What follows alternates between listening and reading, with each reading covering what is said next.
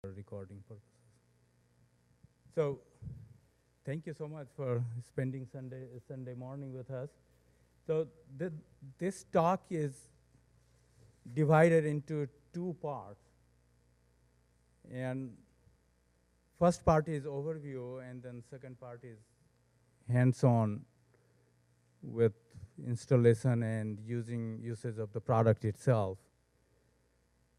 So, but unfortunately, it's in two different settings, two different rooms. But what we are going to do is, we're going to give you a very good flavor of overview of the product, our strategy, and it starts with you right now with downloading and installing of.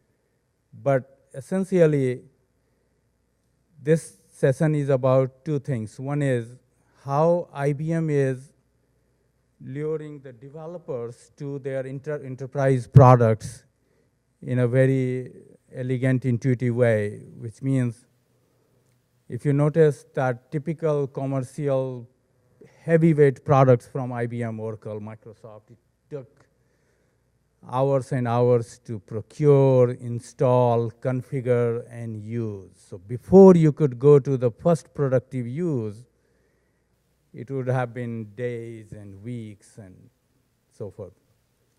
The second part is, typically you procure heavyweight IBM, Oracle, Microsoft software through your IT department. So the IT department procures it for you and then prepares the systems, configures, procures the environment. Hopefully someday it configures and give it to you for your use, application development use. But now the model has been changing, both the procurement model and the delivery from vendor perspective and customer perspective. Both models have been changing, which means we want our products, enterprise-grade products, in the hand of customer in the matter of minutes and hours, not days and weeks. So we have initiated an technique called download and go. And like the industry is moving towards containerized product delivery through containerization using Docker or Kubernetes or whatever it is, we have also been moving towards containerization of our product portfolio and delivering those products in form of Electron app, which is a really cool technology you will see that allows us to deliver software on multiple platforms, cross-platform. And then we're going to show you and actually engage you in downloading, installing, and using a product called IBM Watson Explorer. And this is a very rich product suite for content mining and analytics. And it's been out there for more than 6-7 years, so it's a very mature product. And recently we used the download and go technology and made it available to every developers. So you will find it very intuitive to install and use it on your own laptop today. Use your own data, whether it's tweets or Slack or any other contents you have, and do variety of search and analytics on those contents, and hopefully find it very useful for developing content search and mining applications. So let's say start with let me go to the next slide. And I'm hoping that you all have the Wi-Fi access, so you will need it to go to the GitHub and start downloading. If not, I think the Wi-Fi is conference and the password is hiding now in the capital, all caps. So before I brief you on the download and go technologies and how we are making this, and by the way, you can use, if you're working in a company, you can apply the same techniques to take your products to your customers, clients, and developers in the same way, same fashion. So we'll share our experiences with you.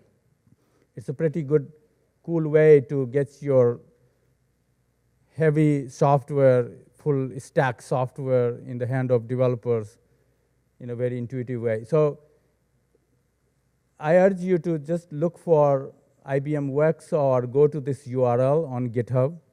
So you can go to github.com/IBM Works, and after that you will be able to navigate to the next level. Not on Silicon Valley Code Camp, but on this GitHub. Is it on the? No, here, but she's asking if the slides are on the Code Camp website itself.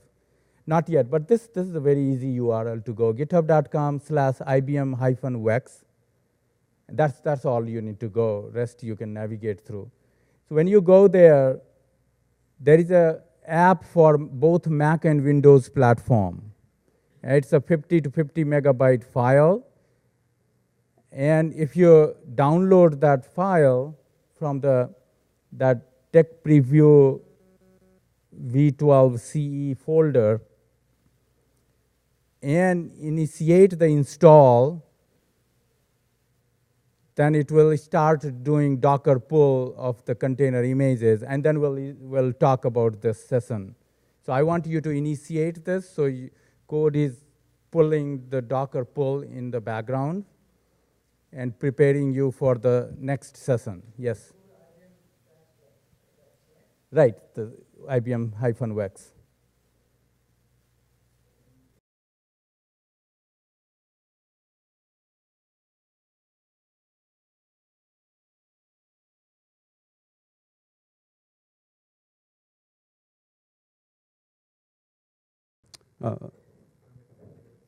I'll be fine. I'm going to have to go through that. I'm Travis. I'm also a developer at Silicon Valley Lab with Rakesh and Sachet and Sharon. So why is it in this view? Let me get it in another view.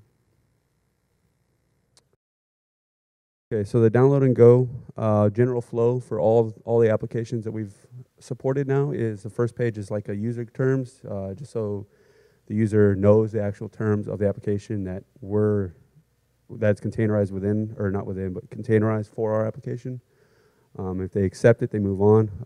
In the next page, I don't know if it shows my mouse over there. Nope, get that back. This page here, we will check all Docker prerequisites, make sure Docker's installed in the system. If it's not, we'll install it for them.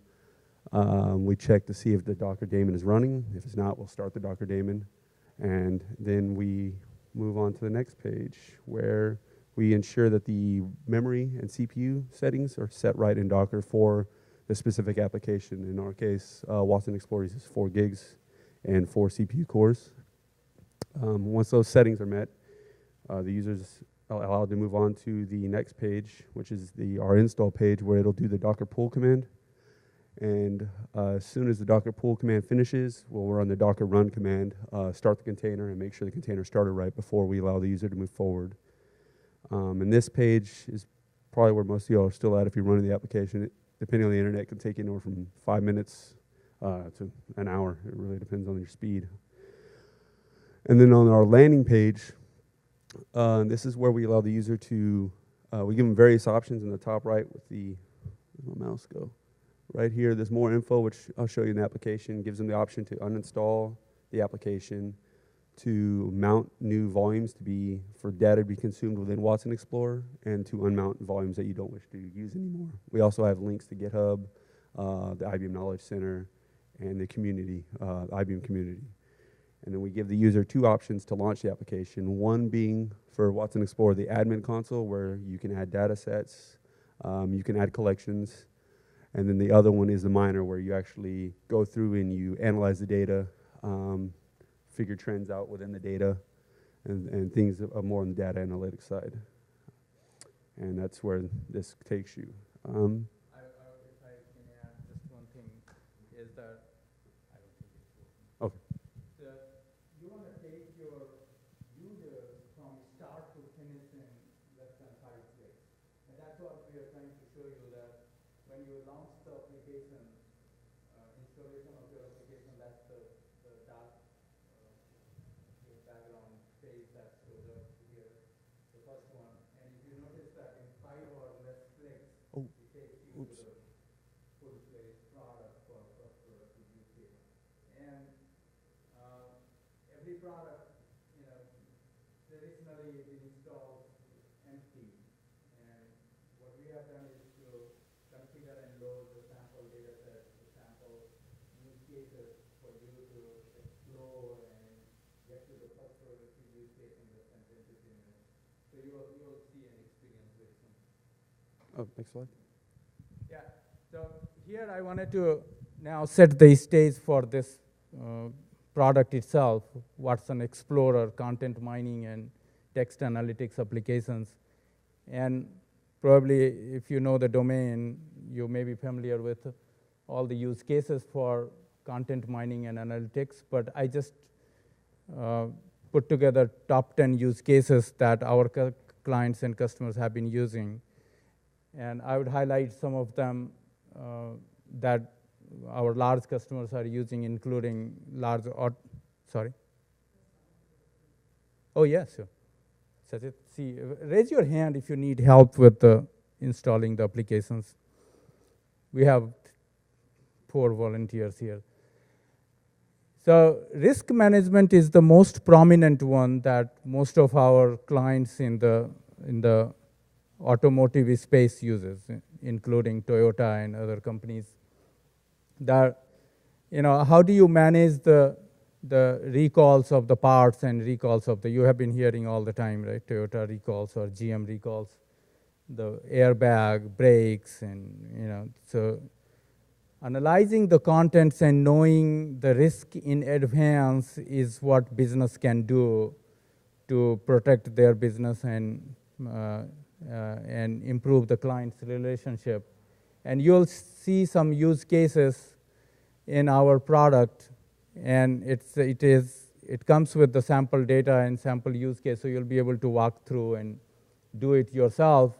But you'll see a couple of use cases for risk management in the domain of content analytics. One is in retail sector where companies like Walmart or grocery stores wants to find out, is there any potential problem with the food or grocery products? So in other words, applying content analytics in food safety world. I launched new types of juice.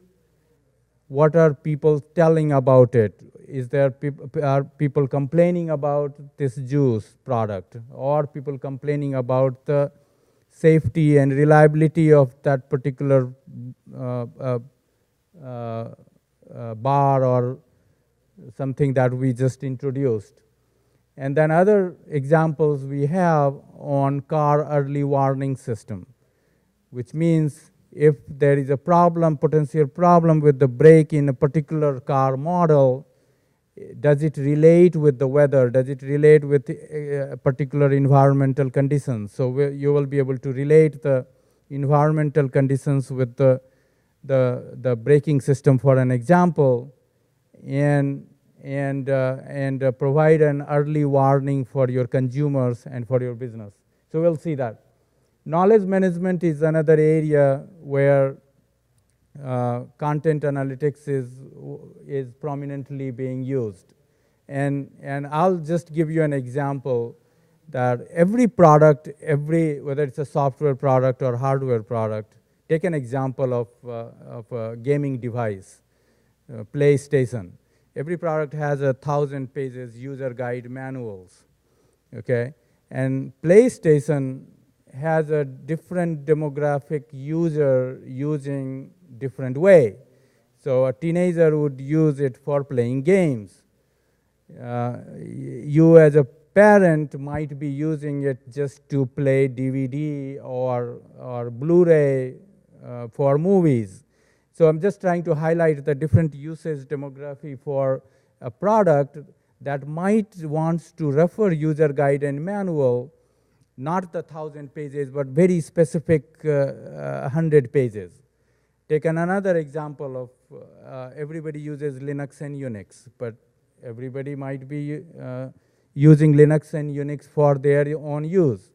So if I have a problem with Linux uses for my web server problem, related problems, I might want to refer the user manual or guide or help or any support sections for that particular stuff. So how would you create a knowledge center for a specific material out of that 100 or 1,000 pages manual on a particular product? And content mining and analytics might help you there. A lot of people are using that way to generate content for specific keywords or combinations of keywords. So that's one example. Customer service is always call center. There is an example in our product, actually, voice integrated customer service example for content mining. Fraud detection through claims investigation. Our insurance customers all the time uses this to do the content analytics on social media and other data sets for fraudulent claims investigation. You must have heard about might have heard about a case last year or year before where one lady in Canada was on workers' comp, taking the 80% of salary from insurance companies, and her described problem was the back pain and the related workplace injury in the back and her leg, I think. And insurance company, of course, was always try to detect and investigate the fraudulent claims.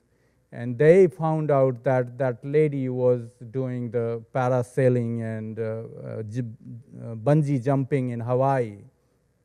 And they were able to find this information from mining her Facebook data and her Facebook posts. So of course the person was stupid posting her parasailing and bungee jumping pictures on Facebook because she was on workers' comp taking money from insurance companies. So the point is, insurance companies always do this content mining on fraud, detecting fraud claims through investigation. Cybercrime preventions, you all know that in real time now we want to know if there is a email spam or a phishing going on, then how can you detect in real time? Spam is one very common example. Yeah, you have a question.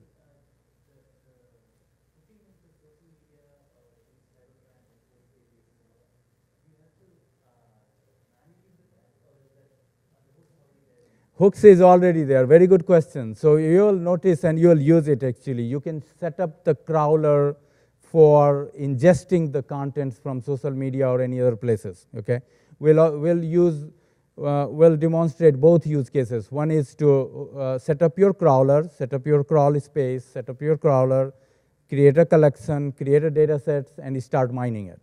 The second use case is to just take the archive from your tweets and ingest that into the product and then mine it. So you will see both use cases.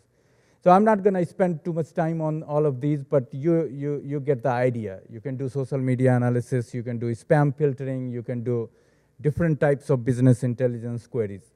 And back to you, Travis. Okay. Let me just create a folder I need.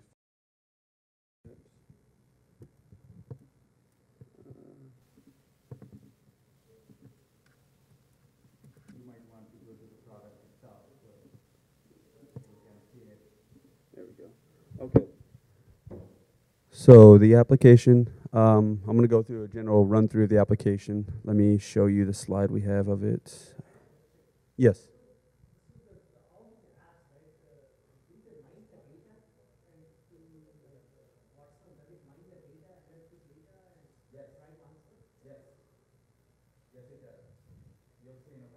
What we are showing you is a very scaled down offering on your laptop. But in reality, this will install and deploy on multi-node clusters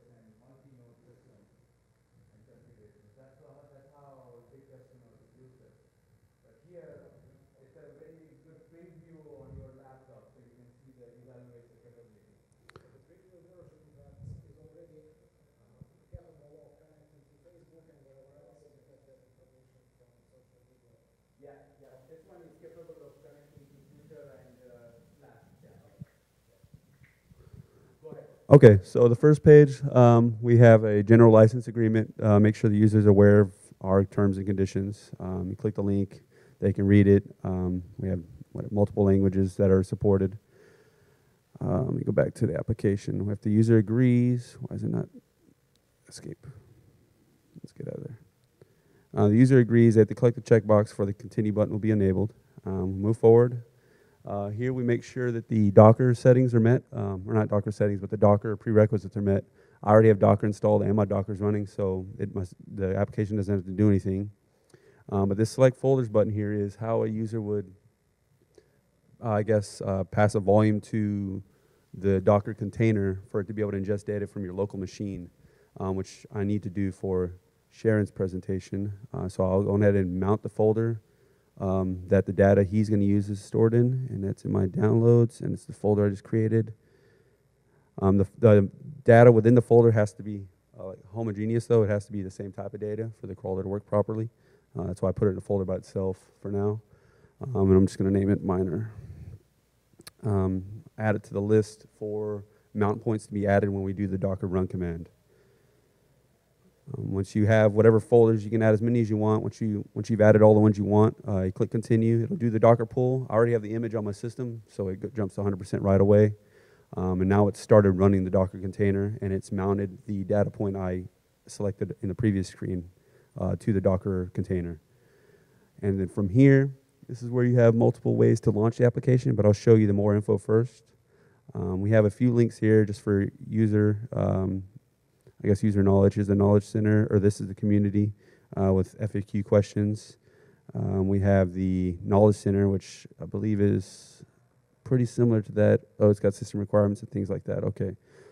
And then the last one being the public, or the marketplace is where the actual link to download the software would be. We're just giving them a link back to it just so they can check on all the, the documentation on Watson Explorer, get to it easily. And then the last one should be our public GitHub, where we have a README, we have all the file you downloaded, and just anything else we think is necessary for users to know about our application. FAQs are also there as well. And then the mount, unmount, uninstall, or functional buttons. The mount is a mimic of the first one we saw, and you can see the one I added. If I wanted to add something else, I could. I'll just add the whole downloads folder as an example. And then if I decide I really don't want that folder to be mounted, just click the X, remove it. And only when there's a new mount added, we'll run the remount process, because we have to commit the container, we have to remove it, rename the container to a temporary name, remove it, and it's a 5-step process that I can show some coding on in a second. But then if the user decides that whatever mounts they've done before, they don't want linked to the Docker container anymore, they can remove it here. And then that would unlink it so you couldn't ingest data anymore into the Watson Explorer. And then the final button being uninstall, which I'm not going to click yes.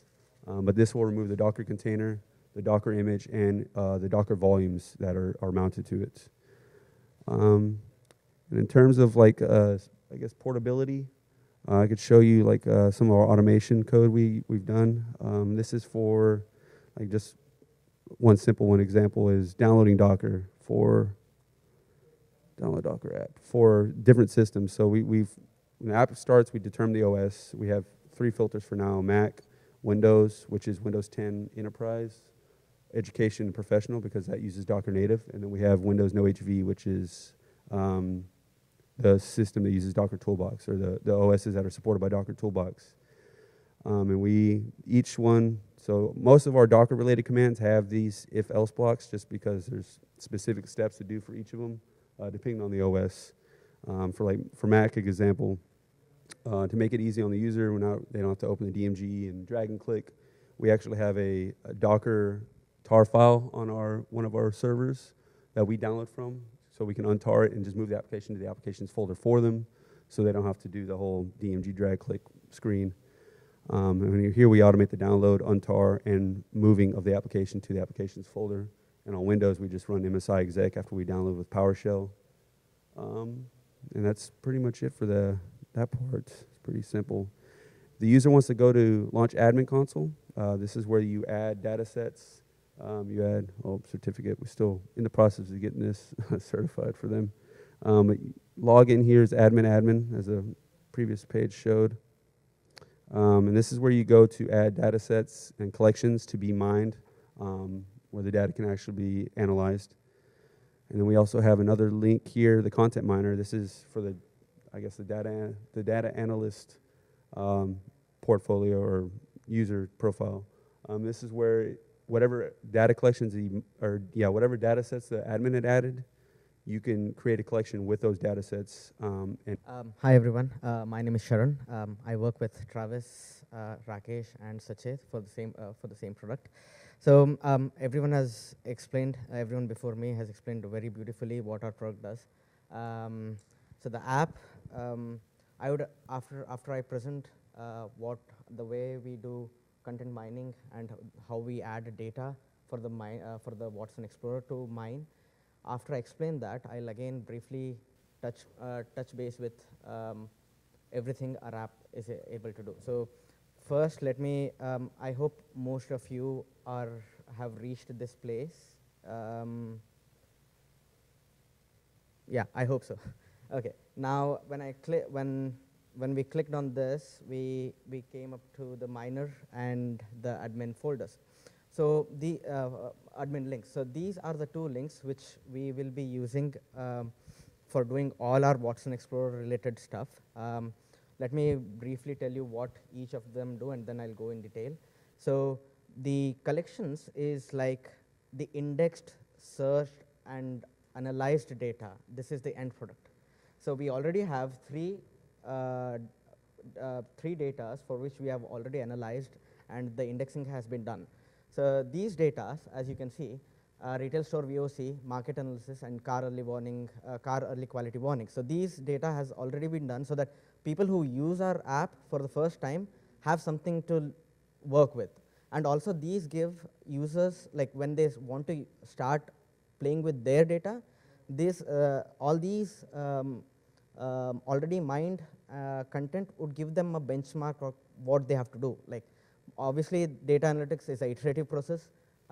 Once if we add, say, a Facebook or a Twitter data, we won't get what we want. So we have to iterate over it. We have to clean a few data, come back again. So this is very clean data which we have used exclusively for this presentation. So collections is our end product, and you can find that in the miner link, and the miner link is the first link. So miner link is the first link. And next, let me go to the admin. I think so both are collections. Let me click on the admin.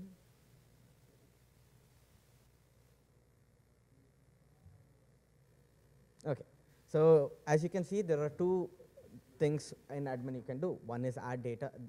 You have the data sets part of it and the collections part of it. So the data sets is where you first begin to ingest the data into the system. So these, let me actually start with the existing data first. Let me go through the way we have added existing data, what all supported metadata we had to add, so that we had to make this data very clean to be mined and understood for our collections. Oh, yeah, sure. Yeah, is this good? Little, sure. Okay, great. So, yeah, no problem. In data sets, so let me first go to the retail data set. So,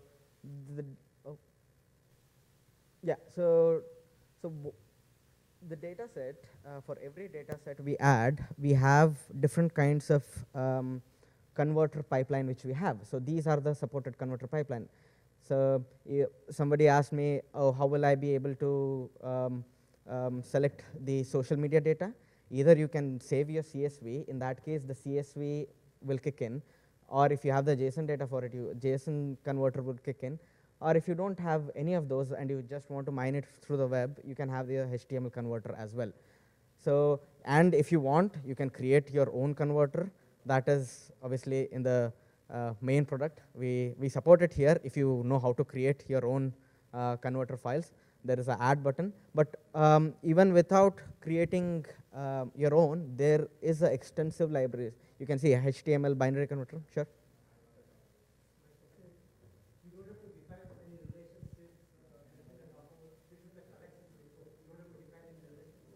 We do. I'll move forward to that. So first, I was explaining what all. Oh, it does. I mean, but it's like if you give raw data. If I give the tweets.csv, which we have posted on our site, it will mine. But for your specific purpose, like for our car case, we had to add a few of our business-related stuff, our own metadata, our. Yeah. This totally works without any modification. You can just put your, yeah, it does. So just wanted to show you the converters and all that. So these are the existing data which we have already added. You can see the number of documents here. I'll show the add data set in few minutes. So these data sets are the starting point, and then we go to collections to create collections from these data sets. What I can do is I can create collection. I can say car collection 1, and then I can press next. So here you have you'll have to select which collections you want. I've in my first step I had selected car only. So these are the data which we add. So the data which we add here would be shown as a drop down here. If I add a new one, it will be added to the drop down, and you just have to select your data set. Once you select the data set, you click next, and because in my first create part, let me show you. I had selected the default settings, so you only have the facets and the fields are pre-selected. If you want to select and add your own fields and facets, you have to select the custom settings, go to next, select your data set, go next, and you can see the number of fields have increased. The enrichment has increased. So you can select which enrichment you want to use. Enrichment, I'll talk in some time. And then after you select one of the enrichments, you have to select the fields which you want as part of the mining. Like you want only that. Like in case of tweets, we have a lot of unnecessary data like retweet status, timestamp status, and all that, which is not needed. So we clean our own data, and this is how you clean it. Like this is how you show what rows what columns are very important. So next, facet. Here you can change the facets which you want, parts of speech. Here you can see that we have different kinds of facets. Where is that? In enrichment, we have different kinds of facets, which I'll again go through when I add a data. Just wanted to show you a rough example on how it is. So in the end, when I click next and start save, it will create a new index. You could see it is creating a new car collection index. So let's leave it at that. We'll come back to it while it is indexing. While the Watson Explorer API, it sends the data to the API, and it works based on what parts of speech or what kind of analytics we have chosen, and it will be creating the collections. Once it is ready, it will change to ready to analyze. Now, while we are waiting for that, let me give you examples of the collections which we already have. I wanted to show you a few of the analytics which we can do over our existing app. So let me go take the retail VOC. Okay, so here I can choose once the collection is ready to be analyzed. You just have to click on it, and you can add any facet. Like Suppose I am from this, I'm from this firm which looks into what all problems are being faced by people who work, who own our products. That is our maybe our juice drinks or our food. So for one of the example, I'll select juice as our product line. When I select juice as our product line, I can search and see there are 200 data here. There are 200 data, if you can see. From all the data, it says there are 200 narrowed down only for the juice. Next, when I see analyze cause and characteristics, it will give me the word cloud, like what all are the, like these are based on what part of speech and all the analytics which we have selected. There is sentiment analysis, parts of speech, and one more, which we give standard for this case. Yeah, sentiment analysis, name entity recognition, and part of speech are the three which are supported for this app. So for the retail store VOC analysis, we had selected parts of speech, and when we click on this, we see all the word clouds, and we will know what is like what all are the main words which are coming out. And if I say the product names, I can drill down into each of the products. I have so many products. Suppose I select the orange juice. I click on analyze more. Again, out of the 200 data, now I have, if you remember, it's not showing now, but there were 202 data. Out of 202 data, it has drilled down to 86. Now, when I do analyze trends and anomalies, it gives me a timeline on when I'm getting, when these words are coming up in our, yeah. Yeah, that when I create everything. So this, the first thing which I'm trying to show is how on our existing data, what user can play. Next, we'll ingest our own data, create our own collections, and show what mining we can do. Sure. So the analyze cause and characteristics usually shows you word cloud, where you select words which interest you. When I click on the analyze trends and anomaly, it gives you a timeline. When was these words? When were these words more prevalent in those months? And suppose I select one of the months, November of, let me see which year is it, 2000. Yes, I think so. It's between 2016 and 2017, and we still have not reached November 2017. So it is fair to assume it is 2016. So when I select November of 2016, it shows me the time. And when I click analyze more, you could see that we have come a long way. We had 852 documents, drilled down to 200 documents just for our juice, which we searched, then our specific product. Then in our specific product, I select only the timestamp which interests me. Now, now in this time, what I do is I again see what is my cause and characteristics, and I see there are two things which stands out, outside and leak. When I click on the leak and try to do this, I have 13 more documents. So let me now that I know I've selected the timestamps or timeline, I don't have to select it again. If you want, you can again drill down. And I also know the word cloud. Let me see what are people saying about it. When I see show documents, it says the contents were leaking. Orange juice contents were leaking. And orange juice, this is my first time calling when I'm, so you can see that orange juice, which we have selected here, has a lot of leak problem. So people can work and they can see which month it was more prevalent on. So people who using this data, they can quickly make decision on that there is something wrong, and they can go back and talk to the teams and fix it.